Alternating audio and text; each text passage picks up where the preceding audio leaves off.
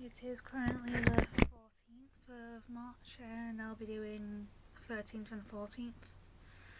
News for the 13th and 14th. So yeah, here we go with the start of news. So yeah. First article is from AV Club. Mark Hamill regrets over making his debates with Rian Johnson about Luke Skywalker public. Star Wars turned out this morning at SXSW, expecting to watch The Director and the Jedi, a documentary about the making of Star Wars The Last Jedi. What I did not expect ended up being the best part of the event by far. The surprise arrival of Mark Hamill himself joining director Rian Johnson and other members of the filmmaking team on stage for a Q&A. In a typically entertaining freewheel discussion that included questions from fans about the newest film, Hamill's advice for dealing with online criticism, note to self, don't go on the internet, and near universal praise for Johnson and his installments to the franchise. The actor got the opportunity to expound more on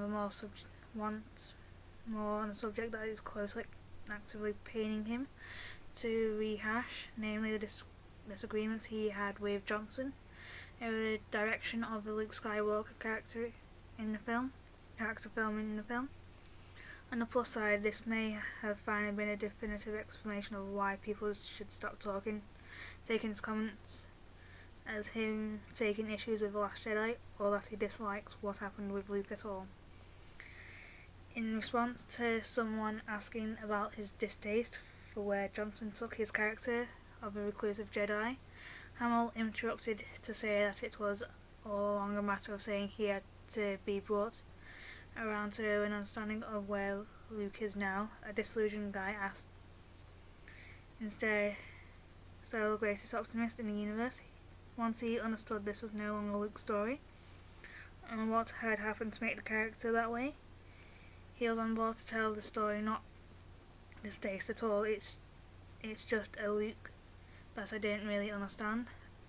What happened? I mean, Kylo Ren, besides picking the next Hitler to be the New Hope, but on me, but there had to be more, even to justify cutting off my telepathic communication with my sister.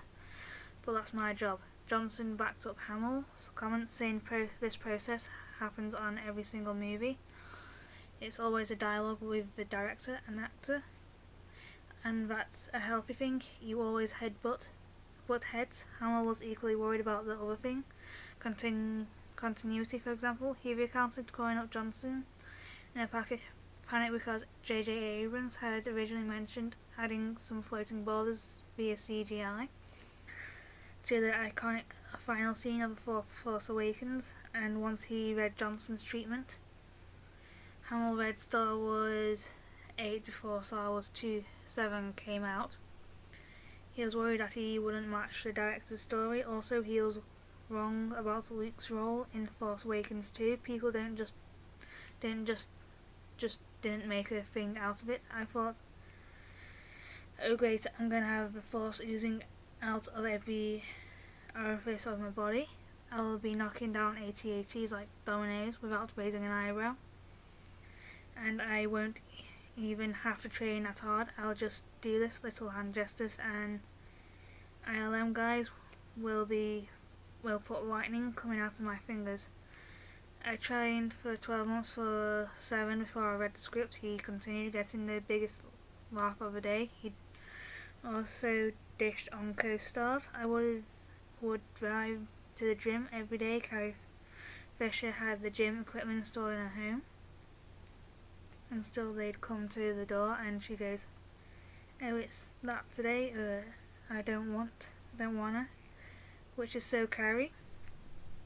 Where they hadn't exactly answered the fans' questions, however, she asked Hamill how he would have handled things differently were he the writer-director. I want to hear this. Johnson jokes as Hamill laughed ruefully. What would you do with it, mother effer? And that's when Hamill really tried to lay down the Jedi law. Listen, I told Rian I had lots of really terrible ideas I'd like to share with you, and maybe from a thousand you'd find one or two you'd like. I was no different with George Lucas. I read Return of the Jedi and said, wait a second, I thought I was heading toward the struggle of going to the dark side. I lost a hand and now dressed in black. I've got a glove, you know. I see a trend here, but you're just an assistant to the chef. He comes up with a recipe. We have to cook it.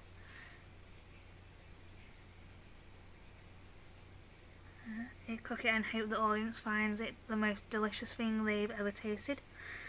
I'm like a lot of you. I feel an investment in it. I feel a certain sense of ownership, which is a joke because I don't own it. Disney does.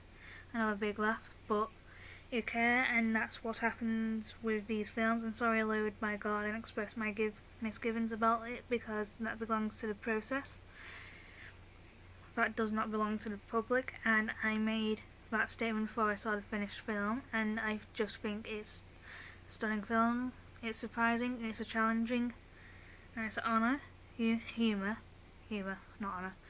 It's probably the most complex Star Wars film since Empire, so I had to put aside my feelings and try to realise the director's vision the best I can. He also mentioned that he signed up for the trilogy with two requests: that he didn't want to do a cameo, and he wanted to do a run of a trilogy role. See how well that worked out for me, Hamill added with a grin. Besides hoping this will finally put the rest of any conspiracy theories about his unhappiness with the story, he also made sure to remind everyone that even he freaks out about the pressure of being in Star Wars. That's how I know I'm a good actor. I know actually look nonchalant at times, but inside coiled tightly.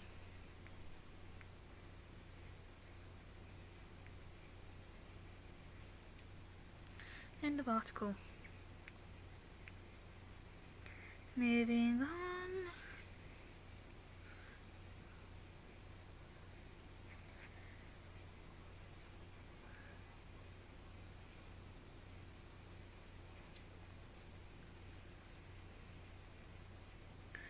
From The Guardian, University Vice Chancellors are paid more than public sector peers.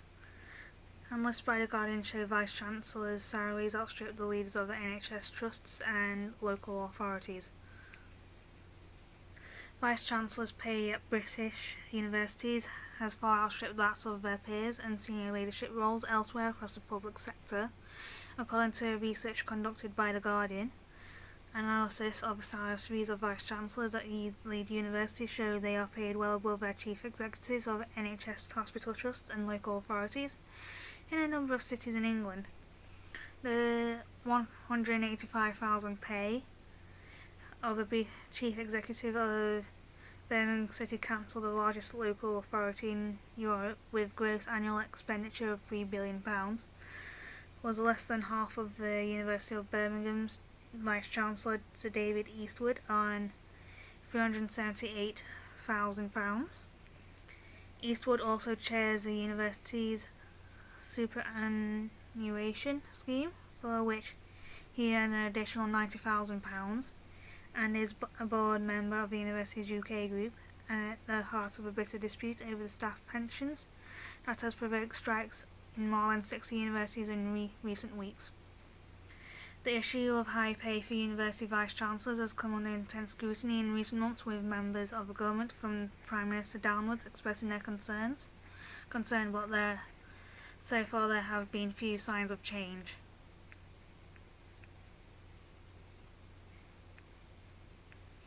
Sam Guimard, the university's minister, told The Guardian Vice-Chancellors' salaries must be justifiable and should not be excessive. Universities are autonomous institutions, but they receive significant amounts of public funding, so they are rightly subject to public scrutiny. That's why we have taken concrete action to address this. Our new regulator, the Office for Students, will require universities to publish the justification for salaries of their most senior staff, and we have given it power to tackle the issue if universities do not take action.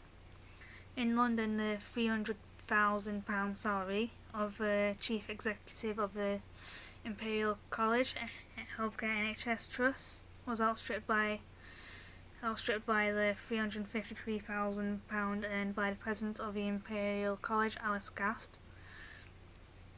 Gast's salary was also close to double that of the Chief Executive of the Royal Borough of Kensington and Chelsea, on £186,000.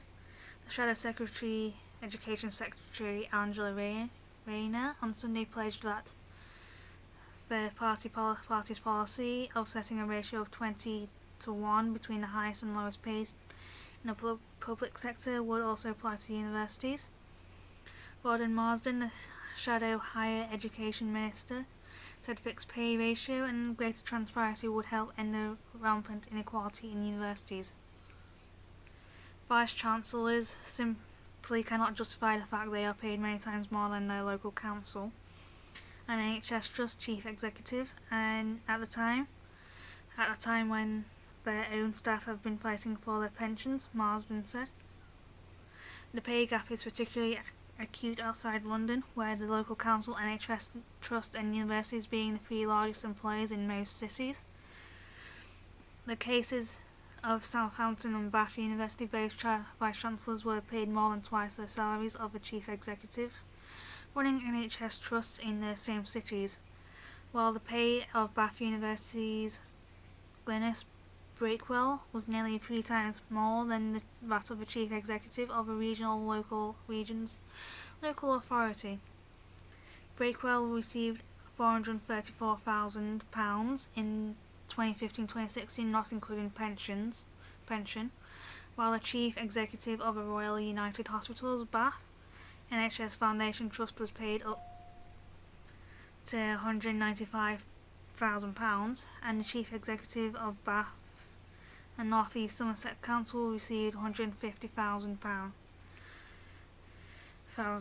The Bath-based NHS Trust was both the largest employer and biggest spending institution, with around 450 full-time staff compared to the university's 2,800, while the university spending in 2015-2016 amounted to £268 million. The NHS Trust's operating expenses were £312 million in the same year. Breakwell became the focus of criticism both outside and inside Bath University for the size of her salary. Following campus protests by staff and students, Breakwell announced she would step down this year. Data on gender pay gaps shows both Bath and Southampton universities pay men 17% more than women on their staff by median hourly pay rates. That is wider than the 14.8 gap in median pay seen across the higher education sector. Sally Hunt, the General Secretary of the Universities and College Union, which represents many university staff, said it is time for proper scrutiny of Vice-Chancellors' pay and perks and some explanations for why there are such huge differences in the salaries and pay rises they are awarded. The current setup is clearly not fit for purpose, and the onus is now the Office for Students to deliver proper regulations. The Office for Students had said it will ask the university to justify pay higher than £150,000 for individual staff, although it remains unclear exactly what sanctions the new regulator will be able to use. In January, the Committee of University Chairs proposed a new voluntary code that would link Vice-Chancellor's salaries to a maximum of 8.5 times the institution's annual salary, and prevent Vice-Chancellors from sitting on the remediation committees that sets their pay. Vice-Chancellor's pay appears to have risen sharply following an induction of a £9,000 tuition fees in England since 2012, at a time when pay has remained relatively flat for local authorities and NHS senior managers. Another article.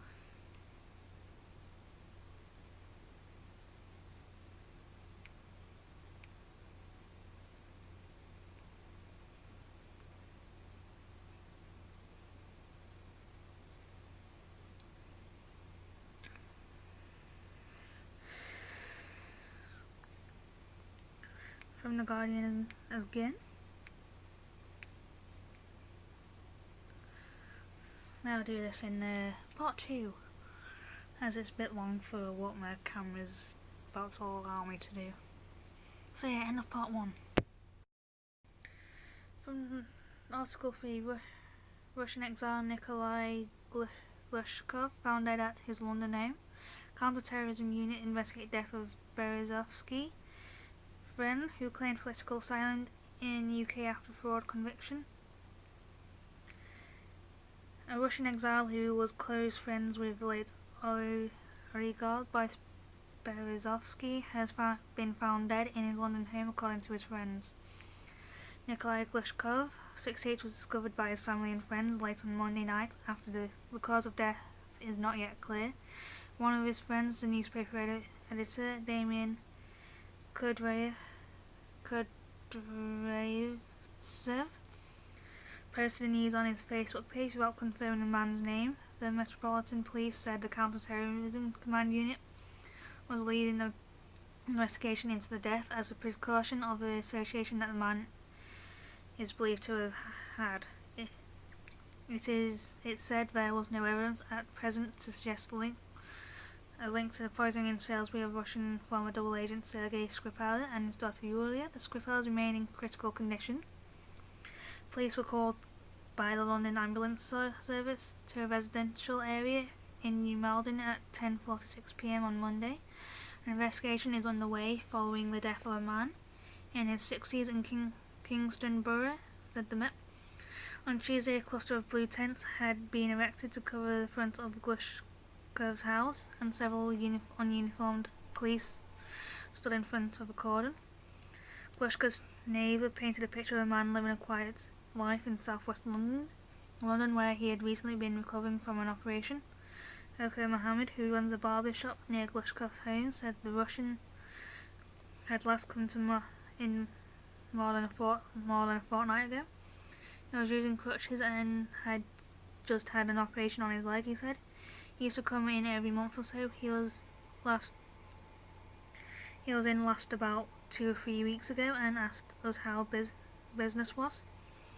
Kate Fitzsimmons, 87, who lived on the street for more than 30 years, said Glushkov would occasionally wave and smile to her when he came out of his house, directly across from hers. He seemed like a quiet man. A lady would come sometimes as well, but he kept to himself generally. In the 1990s, Glushkov was director of state airline Aeroflot and Berezovsky's Logo VSZ company in 1999. As Berezovsky fell out with Vladimir Putin and fled to UK, Glushkov was charged with money laundering and fraud. He spent 5 years in jail and was freed in 2004. Fearing further arrest, he fled to UK and was granted political asylum.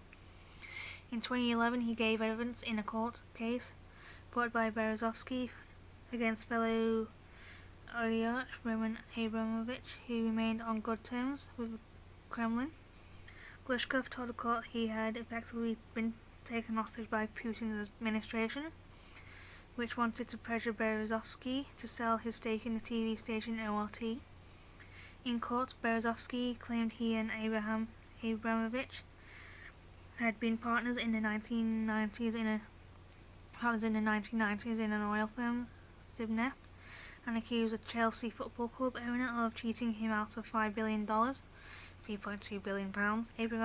Abramovich denied this. Judge Gloucester rejected the claim and described Berezovsky as deliberately dishonest. Glushkovsky was unhappy with the judgment and launched a formal appeal citing bias. Meanwhile, Berezovsky disappeared from public life in March 2013. He was found dead by his ex-wife's home in Berkshire. Police said they believed he killed himself, but his friends were not so certain, and a coroner recorded an open verdict. Speaking to The Guardian in 2013, Glushkov said he was skeptical that Berezovsky was found hanged in the bathroom, took his own life. I'm definite Boris was killed. I have quite different information from what was being published in the media, he said. He noted that a large number of Russian exiles, including Berezovsky and Alexander Litvinenko, had died under mysterious circumstances. Boris was strangled. He either did it himself or with help from someone, but I don't believe it was suicide, Glushkov said. Too many deaths of Russian MGs have been happening. Glushkov continued to investigate the circumstances surrounding Berezovsky's death for some months. He considered that in the period before his friend's death, they had quarrelled. In 2013, Glushkov emailed a friend. I have lots of new facts that are of great interest. Glushkov had 2 adult children, Natasha and Dima, and his ex-wife who lives in Moscow. It is understood that he has split in recent years from a partner, although they remain on good terms. Natasha is based in the UK. In 2017, during a trial in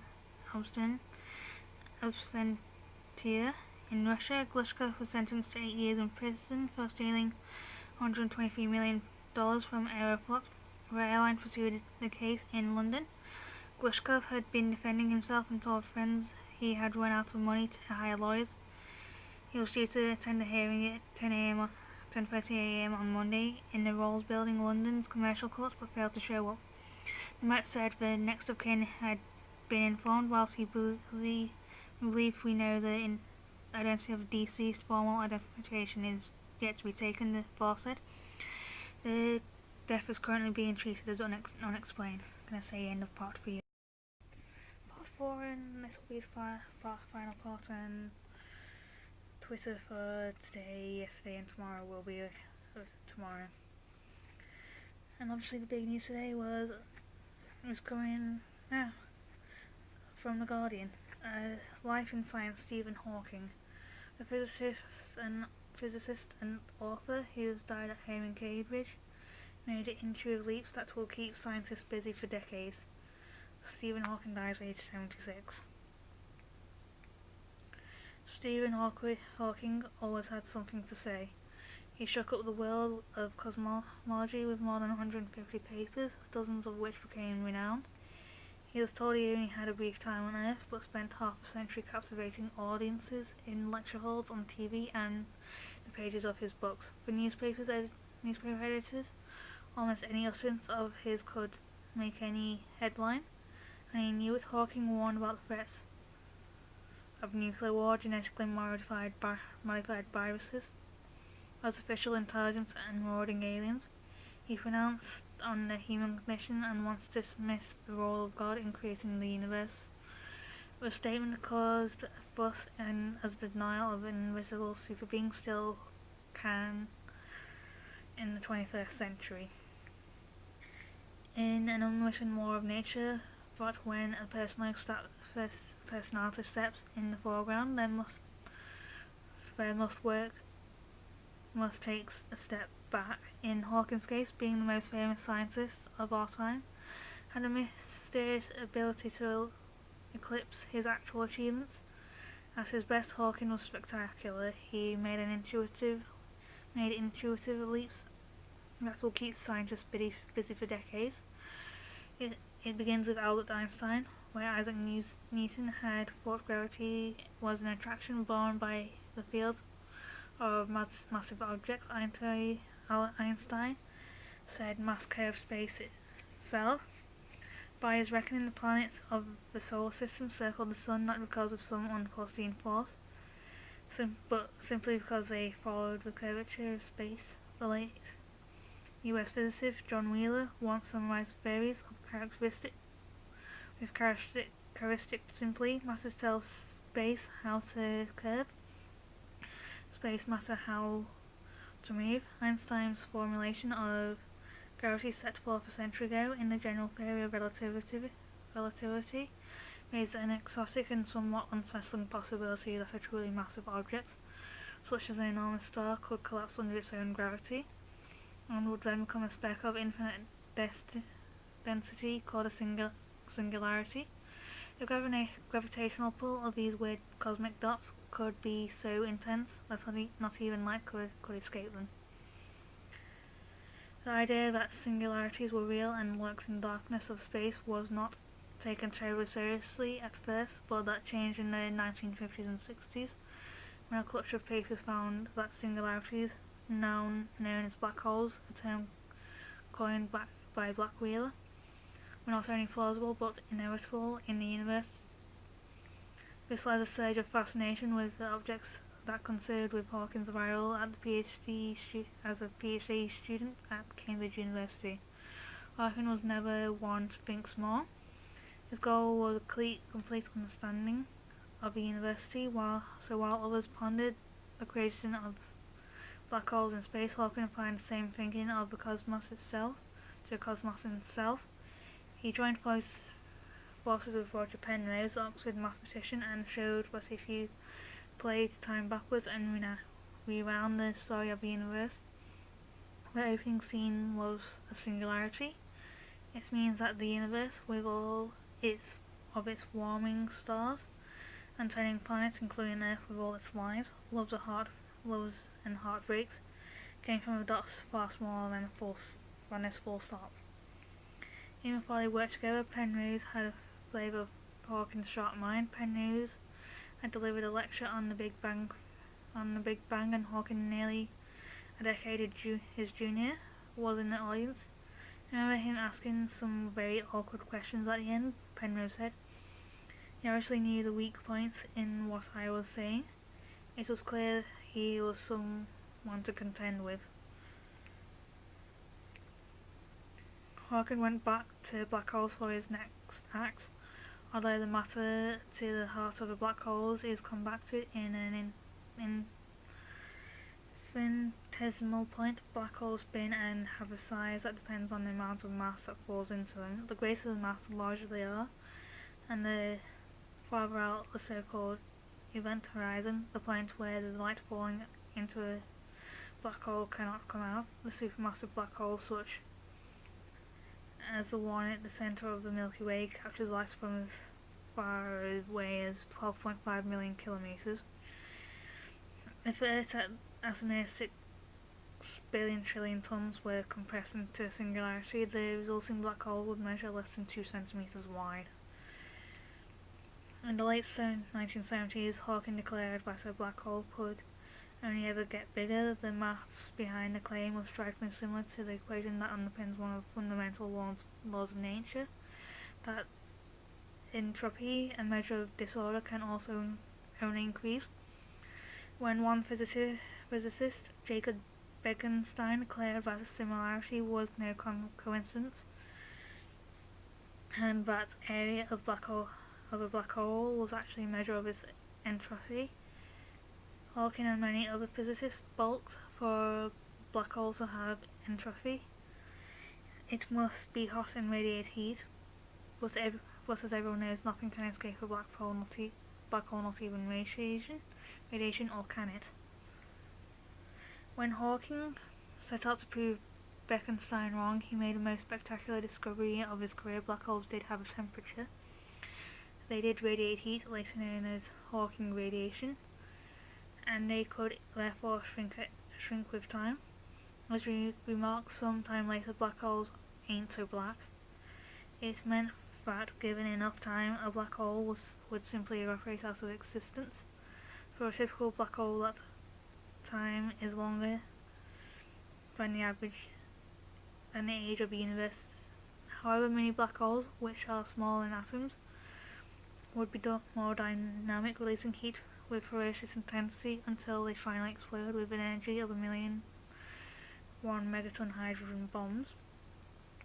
Hawkins' revelation shocked cosmologists and claimed through the fresh and thorny problem that became known as the black hole information paradox. As Hawking himself realized, if black holes simply evaporated, then all of the information they held from in falling stars, planets and clouds of cosmic dust could be lost forever. It might not make for a sleepless night for most people, but most people are not theoretical physicists. The loss of information from the universe would contradict the basic law of quantum mechanics.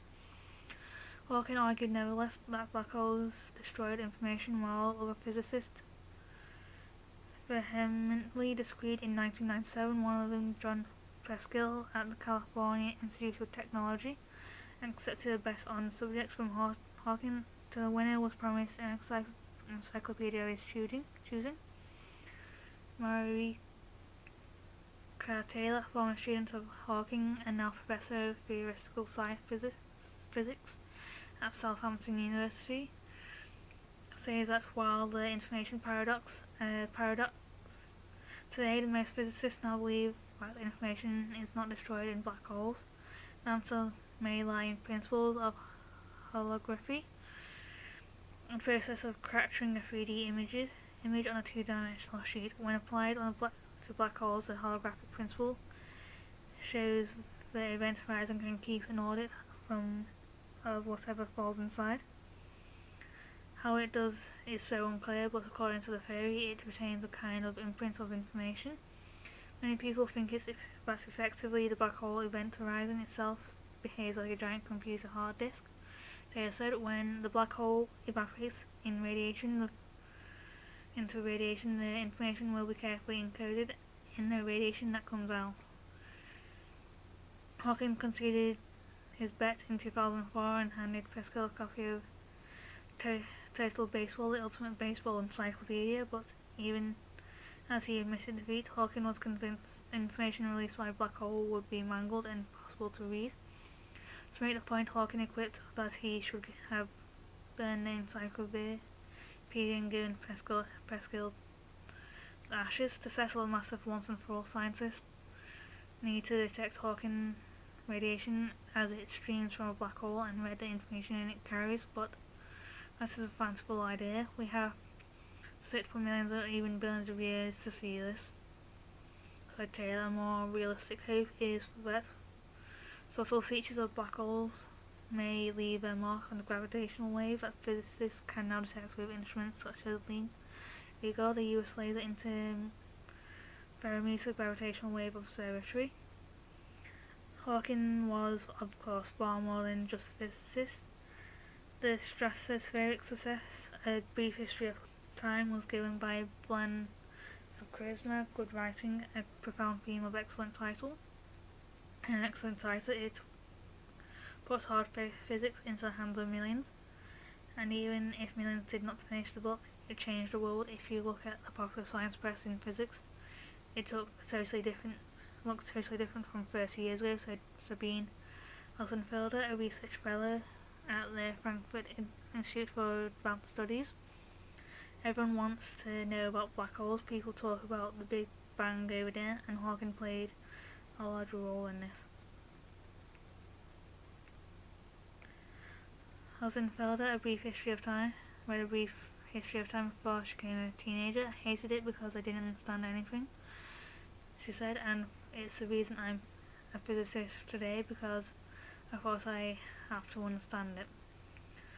For Max Tegmark, a physicist professor at MIT, Hawking was one of the most influential scientists of all time. The two worked together to raise publicity over the effects of nuclear war and potential pitfalls of artificial intelligence. He was a person who wasn't afraid to think about the big question. Tegmark said, having been told he would die young, Hawking pushed for action that would ensure humanity did not. He thought he should stop rolling the dice, Tegmark said, and plan ahead to take advantage of the incredible cosmic opportunity we have. Hawking took the opportunities wherever they arose, and his legacy will be richer for it. When you think of the impact Albert Einstein, Isaac Newton, and others have had, mainly in the past, Tegmark said. But when you think of the impact of Stephen Hawking, it's clearly mostly in the future still. Stephen is going to be guiding our research for years to come. End of article. End of video today. Part 4, I'll be doing Twitter and all that tomorrow, as I'll be doing it for 3 days tomorrow. Yesterday, today, and tomorrow. So yeah, part 4, end of video. Moving on, in part 3. Just getting the first article. From Forbes, the latest news, Fantastic Beasts and The Crimes of Grindelwald. trailer features almost no Johnny Depp. Johnny Depp in Fantastic Beasts: The Crimes of Grindelwald. And now we have the theoretical trailer for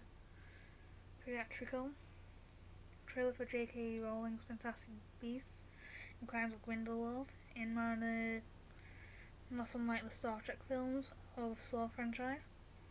It would appear that the first film in the glorified prequel.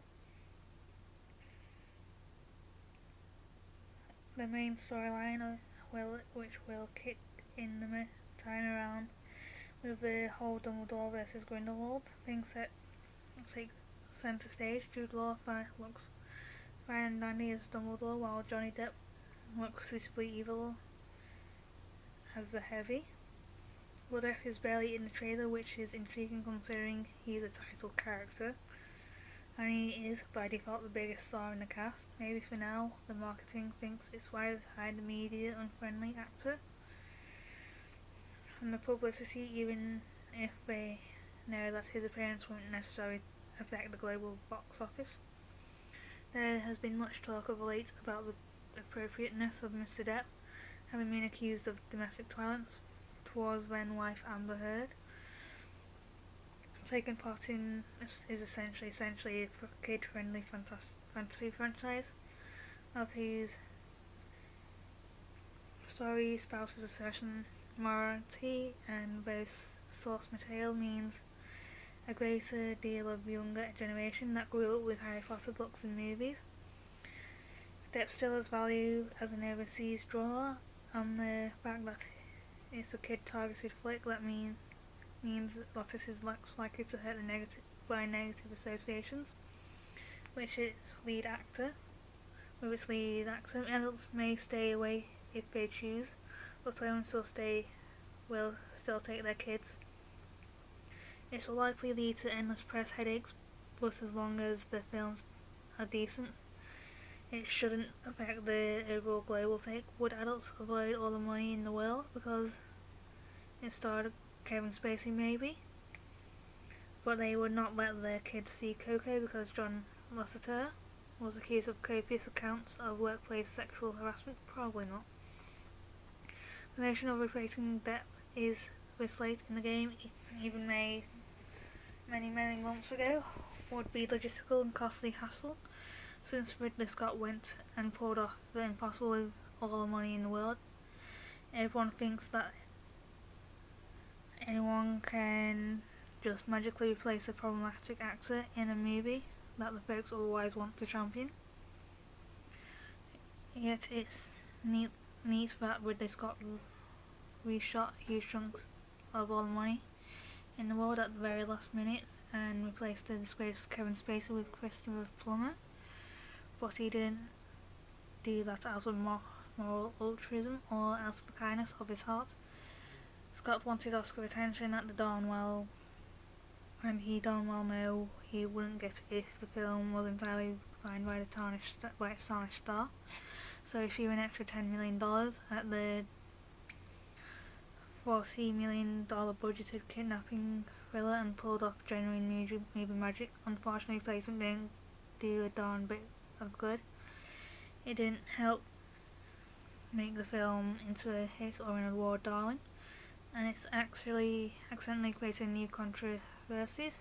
The film received a single Oscar nomination for Christopher Plummer, even with decent reviews and loads of free press. Sony really got clobbered by kid-friendly biggies like The Last Jedi and Jumanji, also Sony. What else flocked to the tentpoles, and took their kids to the greatest showman and otherwise ignored outright adult cinema in favour of 4-quadrant offerings. The film earned just $53 million worldwide, and what would have been a $40 million budget, but because of the reshoot was a $50 million budget, and the revelations of about Mark Wahlberg demanding $1.5 million in pay for reshoots while Michelle Williams worked for a scale created a whole new controversy for a film. Ridley Scott replaced Kevin Spacey with Christopher Plummer because he wanted to and had the influence and money to do it. It was not intended to set precedent for editing folks out of unreleased movies should those actors misbehave off screen. But no matter Scott's intention, the film flopped anyway and received little to no awards attention. What would you expect? All films stuck in similar predicament to take similar action? Why are we now expecting filmmakers to spend time and money to replace Johnny Depp in Fantastic Beasts?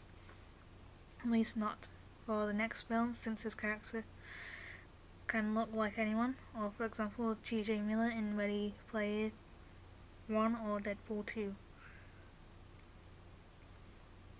Fantastic Beasts in the Crimes of Grindelwald. It's a nice idea studios removing problematic performers from in production or already completed features as a punishment for unearthed controversies. But what Ridley Scott pulled off for all the money in the world was something of a Herculean feat. One done particularly out of self-interest, and one that frankly didn't pay off in any tangible way. Jokes about replacing Dr. X with Christopher Plummer aside, just because all the money in the world replaced Kevin Spacey with Chris Plummer does not now magically mean that every studio should be expected to remove a major actor from an upcoming film should the politics of the moment dictate such, no matter how those politics might be. Fantastic Beasts: The Crimes of Grindelwald, starring Jude Law, Eddie Redmayne, Johnny Depp, Catherine Watson, Zoe Kravitz, Dan Folger, Ezra Miller, Carmen Ejogo, and Alison Sudol. Opens courtesy of Warner Brothers. Time Warner Incorporated on November 16, 2018. Moving on.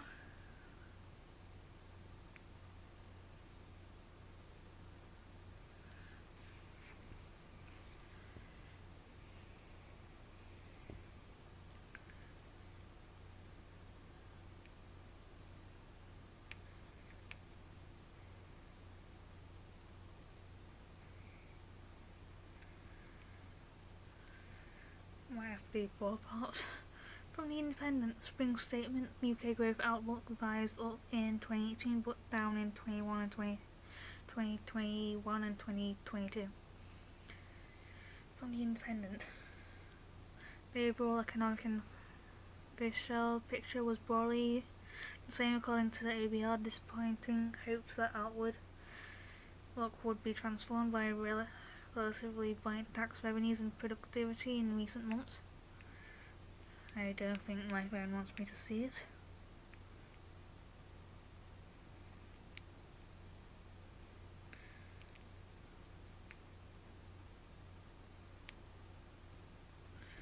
And my phone is having one of those moments.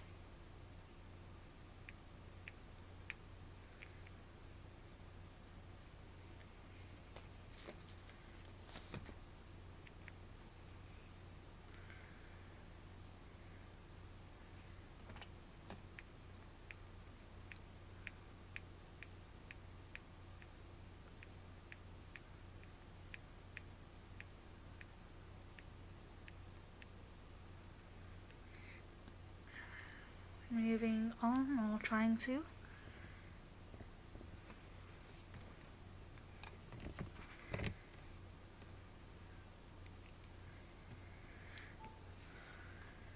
As my phone is having one of those moments where it likes to just have a meltdown.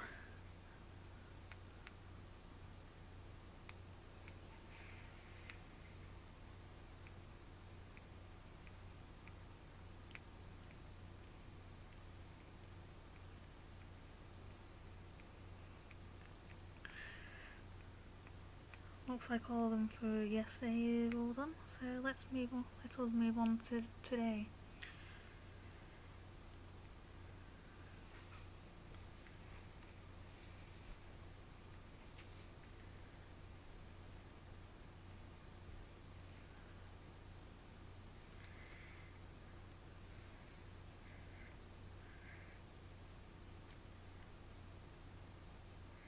From The Guardian again. Russia banned nerve agent samples in standoff with UK over poisoned spy. Moscow summons ambassador as foreign minister denies Russian responsibility for attack. Russia has summoned the UK's ambassador to Moscow to protest against accusations that it ordered last week's nerve agent attacks in Salisbury, to warn that any British sanctions against Russia would be answered in kind. Among other measures, Moscow is ready to ban all British media outlets if London revokes the state-funded Russia Today's right to broadcast in Britain. A spokeswoman for the Russian Foreign Ministry said national television on Tuesday evening, as a single British media outlet will work in our country if they close Russia Today, Maria Zakharova said. A Foreign Ministry statement said it had summoned Laurie Bristow, the British ambassador, to declare that Russia would not comply with Theresa May's demand, but it explains its role until the Russian government has been given samples of the nerve agent that left Sergei Skripal and his daughter Yulia critically ill. About this, any statements by London are senseless, the ministry said in the statement given to journalists.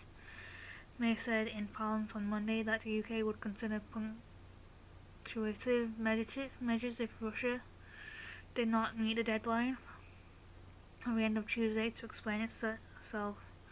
Possibilities include revoking the broadcast licence of the Russian state-funded broadcaster Russia Today, the expulsion of the diplomats, or greater scrutiny of Russian investments in the UK. The Russian Foreign Ministry said any threat to adopt sanctions towards the Russian Federation would not remain without a response. With Britain and Russia at an impasse, it is likely the next step will involve tit-for-tat reprisals between the two countries.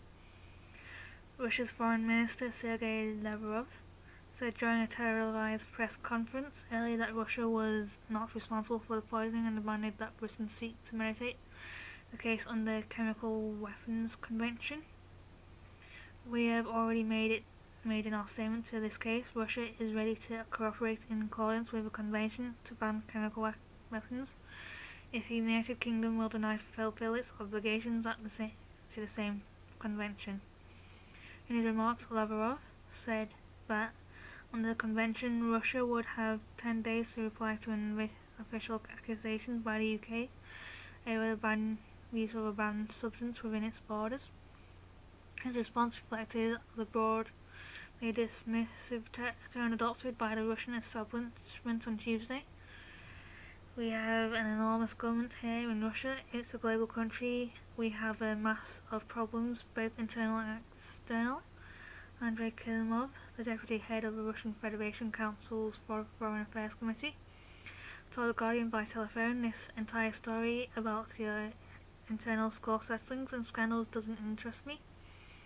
A representative of a British embassy in Moscow said Bristow would visit the Russian Foreign Ministry on Tuesday for talks with Vladimir Titov, the first Deputy Minister for Foreign Affairs.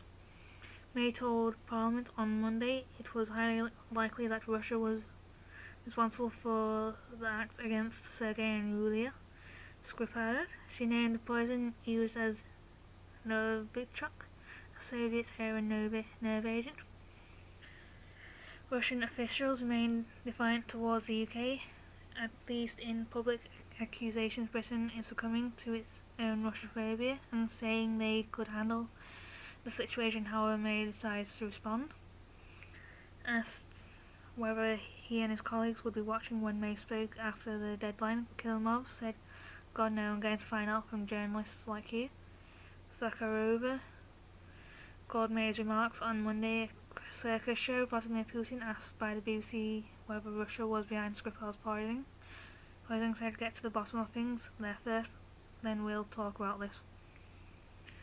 The breakdown of relations between the UK comes at a sensitive time for Russia politically, with Putin set to be re-elected for a fourth term on Sunday.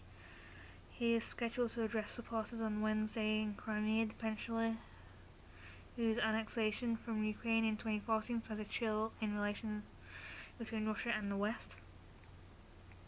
Since then, Putin has survived several international scandals, including downing of the MH17 plane over East Ukraine and accusations of meddling in 2016 US presidential election. In some cases, the growing conflicts with the West in siege mentality at home appear to have boosted his ratings.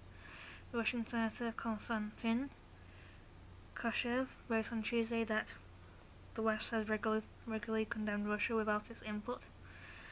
He said, We've made a decision here, investigated it ourselves, delivered our own verdict and sentence, and Russia should defend itself without any evidence of participation in the process. No one has suggested that Russia is gathering evidence to help British investigation. Investigators Kilnov argue that Russia has had no motive to attack Skripal, and suggested other former Soviet countries could be behind the attack. In denying the allegations, he also issued a warning saying, I would just like to tell the Russians who hope to hide in Great Britain from bad Russians.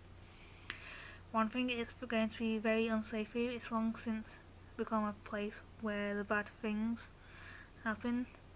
This isn't Moscow's fault. Something is happening over there. End of article, end of part 3. Bye, very short.